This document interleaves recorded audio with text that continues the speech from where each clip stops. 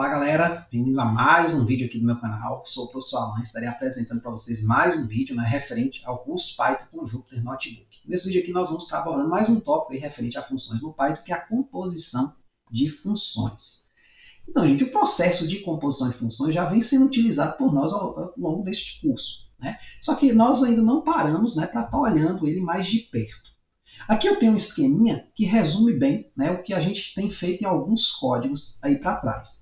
Então, nós temos aqui uma entrada original 1, que vai passar por várias etapas, vários processos, até resultar em uma saída final. Tá certo? O que acontece? Essa entrada 1 vai passar inicialmente por um processo 1, que vai gerar uma saída 1, que por sua vez vai ser tratado como a entrada 2 do processo 2, que vai gerar uma saída 2, que por sua vez vai ser tratado como a entrada 3 do processo 3, e assim sucessivamente até atingir aqui a nossa saída final, tá certo? Uma coisa que a gente tem que tomar cuidado aqui é com a compatibilidade. Quando eu falo que a saída 1 vai ser entendida como a saída 2 do processo 2, a palavra entendida aí cai bem. Ou seja, o que sai daqui tem que ser entendido aqui como aquilo que a gente de fato quer, ou seja, tem que ter uma compatibilidade, né? Não adianta sair um dado daqui que não pode ser processado aqui, o seu processo vai parar.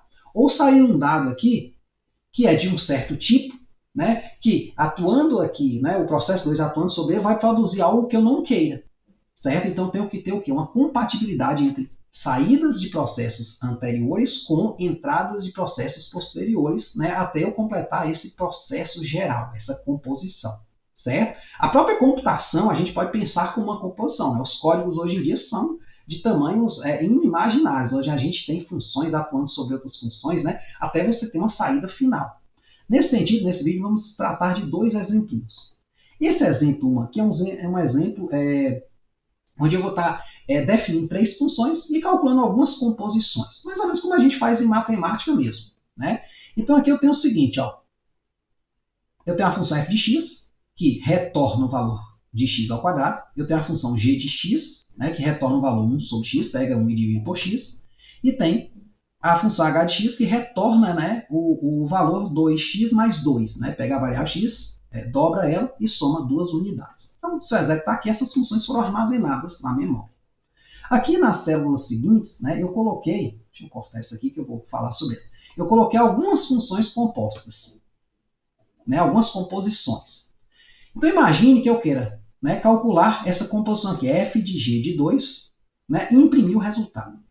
Então, inicialmente aqui eu tenho que pensar o seguinte, esse 2 aqui é a minha entrada. É o valor explícito que eu estou vendo, que é o dado de entrada. Ele vai sofrer a atuação da função g, que vai pegar o quê? 1 sobre 2. Então, vai dar meio. Aí depois esse meio, ele vai ser tratado pela função f, que vai dar o quê? Meio ao quadrado, 1/4. E no final eu vou imprimir esse resultado. Então aqui eu tenho um processo com 3 etapas. Claro que 2 delas foram construídas por nós. Foram funções que a gente definiu usando a palavra-chave def, a gente viu aí em vídeos passados. E uma outra é uma função já do sistema, mas é um processo composto. Tá certo? Não é só eu pegar print um valor. Aí seria um processo de uma etapa só. Pelo menos no nível Python que a gente está. Então nesse caso aqui, como as funções estão na memória, eu vou executar aqui 0,25, que é exatamente 1 sobre 4. Eu posso botar um processo um pouco maior, ou seja, com mais uma etapa. Então aqui eu vou ter a função h aplicada ao 3, depois essa saída vai ser a entrada da função g, que por sua vez vai ser a entrada da função f, que por sua vez vai ser a entrada da função print, que vai ser o resultado final. Então jogando 3 aqui na h vai dar quanto? 2 vezes 3, 6, mais 2, 8. Aí eu venho e jogo 8 na g, 1 sobre 8. Aí eu venho e jogo esse 1 sobre 8 na f, 1 sobre 8 ao quadrado, 1 sobre 64. Então, calculando aqui, nós temos esse valor aqui, que é 1 sobre 64. Aí você falou, professor, é 1 sobre 64 mesmo? Estou na dúvida, estou testando aqui. Você pode botar aqui, usar o Python como uma calculadora simples. Hoje em dia eu nem uso mais calculadora. Quando eu tenho um computador à mão, eu só uso o Jupyter. Então, imprimindo aqui, 1 sobre 6 não, 1 sobre 64. Vamos também testar errado. Então, nesse caso aqui, deu exatamente o que a gente esperava. Aí você fala, vamos seguir com mais um exemplinho. Vou pegar a função h aqui e aplicar o menos 1. Depois essa saída aqui eu vou aplicar f.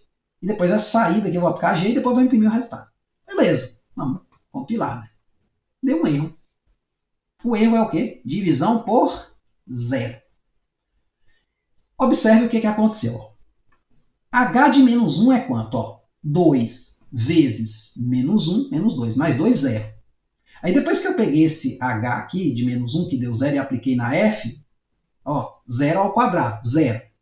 Aí esse 0 aqui, de 0 ao quadrado, foi aplicado aqui a G. Só que a G faz o quê? 1 sobre x, ou 1 sobre 0. Não pode dividir por 0, dá problema, certo? Então aqui nós temos o problema o quê? Da compatibilidade. Nem todo número vai ser compatível com esta composição aqui. Né? A gente tem que se atentar muito que aqui tem uma função problemática, que é essa aqui, ó, dividir 1 por x. Então, sempre que alguma saída de algumas dessas funções que for, né, gerar uma entrada para essa g aqui der zero, vai dar problema. Né? Então, esse processo aqui vai parar por conta de um erro do tipo divisão por zero. Certo? Vamos pegar aqui mais um exemplinho, que é o seguinte, eu vou usar uma expressão composta recorrente a partir de uma função. Então, aqui eu defini a função que eu chamei aqui de forma qualquer, né? Ela vai depender dos argumentos a e b e vai calcular isso aqui. Ela vai retornar para o usuário isso aqui, ó, a mais b ao quadrado. Tá certo? Então, o que acontece? Ó, vou compilar aqui para a gente armazenar ela na memória. Aí eu quero calcular, né, a seguinte forma, né, que depende dessa forma, que eu armazenei aqui na variável resultado 1. Então, eu tenho aqui fórmula 1, 2, menos 2 vezes fórmula 1 menos 1. Que essencialmente a conta está feita aqui. Ó. O que é fórmula 1, 2? Eu peguei aqui o 1 em A, peguei aqui o 2 em B e elevei ao quadrado. Então, 1 mais 2 ao quadrado, que é fórmula 1, 2, menos 2 vezes fórmula 1 menos 1, que é o quê? 1 mais menos 1 ao quadrado. Está aqui. Ó. 1 mais menos 1 ao quadrado vai dar quanto? Ó? Menos 1 ao quadrado dá quanto? 2. Né? Então, interno aqui deu 2. Então, vai ser 2 vezes 2. Aqui deu 5, né? 1 mais 4, 5, né? Então 5 menos 2 vezes 2, 5 menos 4 dá 1. Então a gente espera o quê? Que se tudo correr bem, o resultado de saída aqui seja 1. Você pode testar outros valores também. Tá certo? Às vezes você tem uma fórmula composta lá.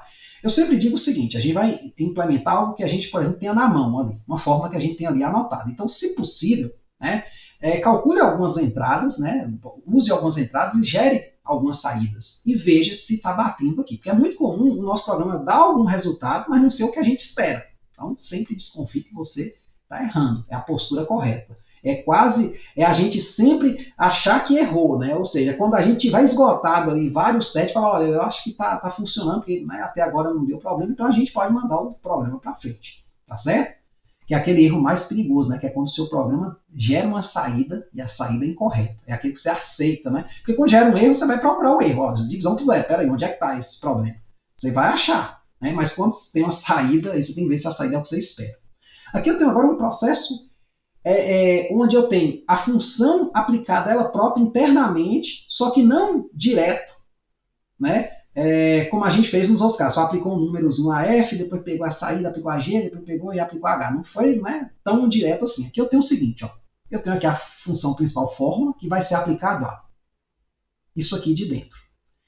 Olha só, essa parte aqui, fórmula, né, ela tem esse formato, ó, vai ter um argumento A e um argumento B, que não necessariamente precisa ser números já diretos. Né? Pode ser o quê? Essa expressão toda aqui, ó, isso aqui vai gerar um valor.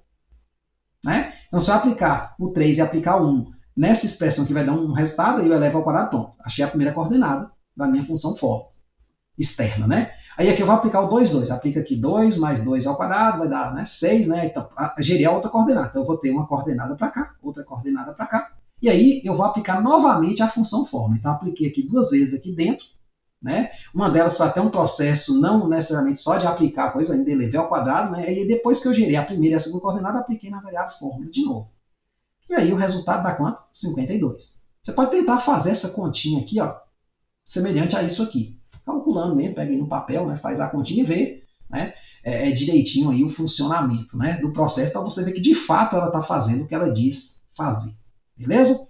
Então é isso aí, gente. Aqui nesse vídeo foi mais para tratar dessa questão, né, que a gente meio que já utiliza a composição de funções, só que eu quis mostrar que a gente pode utilizar a composição de funções, inclusive com funções criadas por nós. Porém, a gente tem que ter cuidado com a compatibilidade, né, de tipos de entrada de uma função, quer dizer, saída de uma função com a entrada da próxima função que vai atuar nessa saída. Beleza? Próximo vídeo a gente vai falar de funções reutilizáveis. que é uma questão de função composta também. Beleza? Até a próxima.